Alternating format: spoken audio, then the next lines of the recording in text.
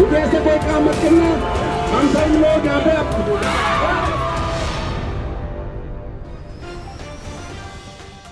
देहरादून में वर्षवार भर्ती की मांग को लेकर पिछले 5.5 महीने से चल रहा नर्सिंग बेरोजगारों का आंदोलन फिलहाल स्थगित हो गया है। सरकार की ओर से आश्वासन मिलने के बाद कांग्रेस महिला प्रदेश अध्यक्ष ज्योति रौतेला समेत 5 प्रदर्शनकारी करीब 60 घंटे बाद सर्वे चौक स्थित पानी की टंकी से नीचे उतर आए हैं। नर्सिंग एकता मंच उत्तराखंड के बैनर आंदोलन कर रहे अभ्यर्थियों का आरोप था कि लंबे समय से धरना और आमरण अनशन के बावजूद सरकार उनकी मांगों पर कोई ठोस निर्णय नहीं ले रही थी। इसी के चलते आंदोलन ने उग्र रूप ले लिया था। प्रदर्शन के दौरान एक अभ्यर्थी ने खुद पर पेट्रोल छिड़क लिया था, जबकि आंदोलनकारियों ने सड़क जाम कर सरकार के खिलाफ जोरदार नारेबाजी भी की। कई प्रदर्शनकारियों की तबीयत बिगड़ने के बाद प्रशासन और स्वास्थ्य विभाग में हड़कंप मच गया था। मामले की गंभीरता को देखते हुए स्वास्थ्य महानिदेशक डॉक्टर सुनीता टम्टा धरनास्थल पहुंचे और आंदोलनकारियों से वार्ता की। इसके बाद सरकार की ओर से मांगों के परीक्षण और सकारात्मक कार्रवाई का आश्वासन दिया गया। स्वास्थ्य मंत्री सुबोध उनियाल ने कहा कि नर्सिंग अभ्यर्थियों द्वारा दिए गए ज्ञापन और हिमाचल प्रदेश के शासनादेश का परीक्षण कराया जाएगा। वहीं आंदोलनकारियों ने सरकार को 1 महीने का समय देते हुए अपना धरना फिलहाल स्थगित कर दिया है।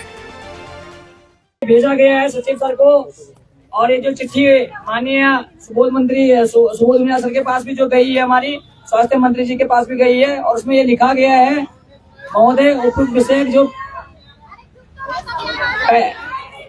पहला पॉइंट जो है, नर्सिंग अधिकारियों की वर्तमान भर्ती प्रक्रिया को अंतिम बार वर्षवार के आधार पर पूर्ण किया जाए ताकि वर्षों से प्रतीक्षा कर रहे शेष अभ्यर्थियों को न्याय मिल सके। दूसरा पॉइंट है, भविष्य की भर्तियों में न्यूनतम 2 वर्षों का क्लिनिकल अनुभव अनिवार्य किया जाए, जिससे स्वास्थ्य सेवाओं की गुणवत्ता में सुधार हो सके। तीसरा पॉइंट है, चयन प्रक्रिया में यह प्रावधान जोड़ा जाए कि सेवा के दौरान मरीजों के जीवन के साथ किसी भी प्रकार की लापरवाही पाए जाने पर संबंधित कर्मी के विरुद्ध कड़ी अनुशासनात्मक कार्रवाई, आवश्यक होने पर सेवा समाप्ति सुनिश्चित की जाए। और तो शासन प्रशासन के द्वारा ये स्ट्रिक्ट रूल और रेगुलेशन लिए जा रहे हैं, वो जरूरी है, क्योंकि जो हमारा काम है वो पेशेंटों के साथ डील करना है, और किसी भी प्रकार की उसमें लापरवाही, नेग्लिजेंसी हमारे लोगों के द्वारा नहीं होनी चाहिए। और एक एग्जाम्पल सेट होना चाहिए पूरे उत्तराखंड में कि जितने भी लोग आने वाले समय में इस भर्ती वर्षवार के माध्यम से दूर दराज इलाकों में या मेडिकल कॉलेजों में आए, तो एक एग्जाम्पल सेट करे कि माननीय स्वास्थ्य मंत्री जी सुबोध उनियाल जी के कार्यकाल में कार्य हुआ है। और मैं चाहूंगा कि मैं मीडिया के माध्यम से भी ये कहना चाहूंगा कि जो ये प्रस्ताव आगे प्रेषित किया गया है, अगर 1 महीने के अंतर्गत इसमें कुछ कार्य हमें देखने के लिए नहीं मिलता है, तब तक हम धरने को स्थगित जरूर कर रहे हैं। लेकिन अगर 1 महीने में इसमें कोई और कार्रवाई आगे देखने के लिए नहीं मिलती है, तो धरना दोबारा स्टार्ट भी किया जाएगा, और पूरे दल बल के साथ, और इससे भी और दुगनी ऊर्जा के साथ किया जाएगा। जो बच्चे 160 दिन से, आज 160वां दिन है इन लोगों का जो लड़ रहे थे, सबसे बड़ी ताकत नवल और उसकी पूरी टीम, पूरी नर्सिंग के जो बच्चे हैं उनकी है, जिन्होंने ये ताकत हमें दी कि हम 3 दिन वहाँ लड़ पाए। कड़वा अनुभव मेरा सिर्फ सरकार को लेकर रहा कि सरकार ने इतनी संवेदनशीलता दिखाई कि उन्होंने इतना लंबा टाइम हम लोगों को पानी की टंकी में रहने के लिए मजबूर करा। लेकिन अंत भला तो सब भला, जो आज प्रस्ताव आया है, मैं पूरी उम्मीद करती हूँ कि जो स्वास्थ्य मंत्री है सुबोध उनियाल जी, जो मुख्यमंत्री है पुष्कर धामी जी, अपनी बातों में कायम रहेंगे और इन बच्चों को जो वादा उन्होंने करा है वर्षवार भर्ती का, उसको पूरा करेंगे। अगर वो पूरा हो जाएगा तो ये 3 दिन का संभालो कुछ भी नहीं है, नहीं तो इन्हीं बच्चों के साथ दोबारा हम लोग धरने पे मिलेंगे। बागेश्वर शहर में सरयू और गोमती नदियों पर बने मोटर पुलों को भारी वाहनों की आवाजाही के लिए असुरक्षित घोषित कर दिया गया है। NH 309A रानीखेत डिवीजन की सर्वे रिपोर्ट के बाद प्रशासन ने संभावित हादसों को देखते हुए 15 मई 2026 से दोनों पुलों पर भारी वाहनों के संचालन पर पूरी तरह रोक लगाने का निर्णय लिया है। प्रशासन के इस फैसले से व्यापारियों और स्थानीय लोगों की चिंता बढ़ गई है। व्यापारियों का कहना है कि समय रहते पुलों की मरम्मत और सुरक्षा पर ध्यान नहीं दिया गया, तो जिसका असर अब पूरे नगर को झेलना पड़ेगा। टाइम है और स्कूल का बच्चों का टाइमिंग भी होती है, और ये अगर भारी वाहन बंद की अगर स्थिति बनती है, ऐसे में कहीं ना कहीं इस गर्मी के मौसम में बच्चों के लिए बहुत बड़ी फजीहत है, और साथ साथ बागेश्वर की जनता भी बहुत परेशान रहेगी। और अभी सीजन का भी टाइम चल रहा है, कहीं ना कहीं इससे व्यापार भी प्रभावित हो रहा है।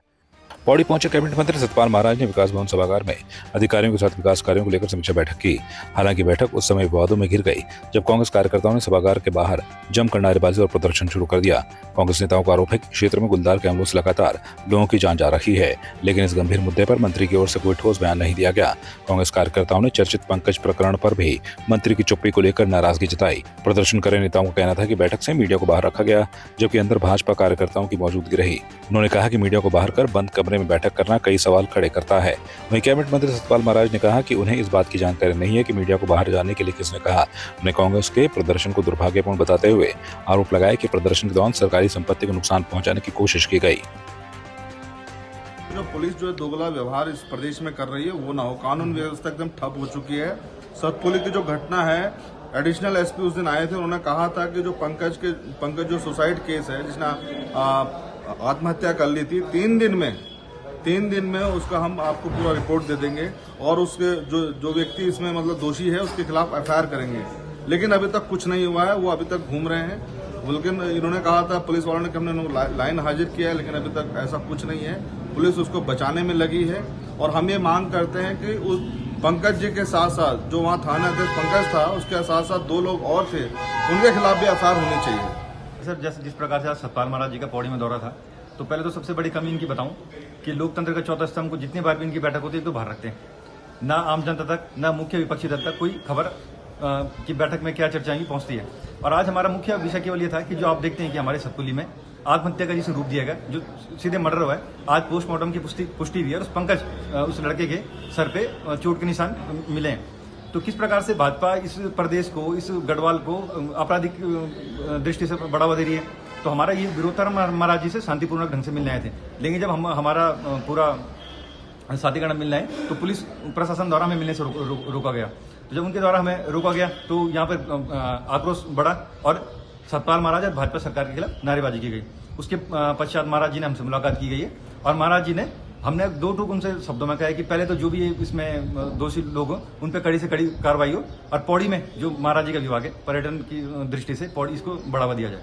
भाग्यपूर्ण है क्योंकि आप जानते हैं कि गुलदार के अभी भी सांसों में जो है 2 गुलदार एक आ गए, तो मैंने यहाँ कहा कि पिंजरा आप लगाइए और वहाँ पर कुछ लाइट्स लगाइए सोलर, ताकि बच्चे जो है सुरक्षित रह सकें। तो इसके लिए भी निश्चित रूप में हमने शार्प शूटर्स भी जो है इंगेज किए हैं ताकि इनको किया, और ट्रैंकुलाइजर गन का भी हम उपयोग करेंगे।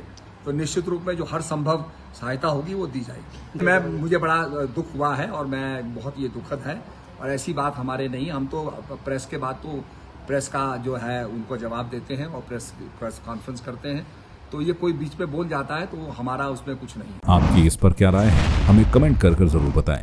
इसके साथ ही आप हमारे YouTube चैनल को सब्सक्राइब कीजिए। आप हमें Facebook, Instagram, Twitter पर फॉलो भी कर सकते हैं और संवाद 365 के साथ एक क्लिक में जुड़ने के लिए डाउनलोड कीजिए संवाद 365 ऐप।